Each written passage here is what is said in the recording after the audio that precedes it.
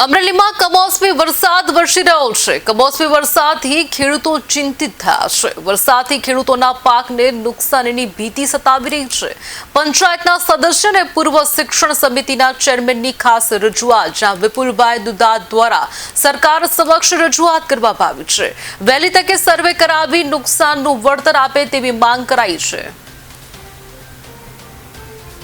કમોસમી વરસાદથી ખેડૂતોને ભારે નુકસાની, ખેડૂતોના ઊભા પાકને ભારે નુકસાની સર્જાઈ છે। કમોસમી વરસાદથી ખેડૂતો ચિંતિત થયા છે, કારણ કે ખેડૂતોના ખેતરોમાં રહેલા ઊભા પાકને કમોસમી વરસાદથી ભારે નુકસાની થઈ છે, જેને લઈને કહી શકાય છે કે સરકાર સમક્ષ વિપુલભાઈ દુધાત દ્વારા રજૂઆત કરાઈ છે। સરકાર વહેલી તકે સર્વે કરાવી નુકસાનીનું વળતર આપે તેવી માંગ કરવામાં આવી છે।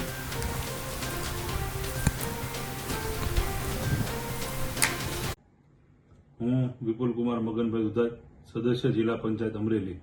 હાલમાં કમોસમી વરસાદ અમરેલી જિલ્લાની અંદર થયેલ હોય તેમાં ખેડૂતોને ખૂબ જ મોટા પ્રમાણમાં અલગ અલગ પાકોની અંદર નુકસાન થયેલું હોય, જેથી આદરણીય ભૂપેન્દ્રભાઈ પટેલ મુખ્યમંત્રી સાહેબને મારી નમ્ર નિવેદન અને માંગણી છે કે તાત્કાલિક સર્વે કરાવી અને ખેડૂતોના હિતમાં આર્થિક પેકેજ જાહેર કરવામાં આવે તેવી મારી વિનંતી છે, માંગણી છે।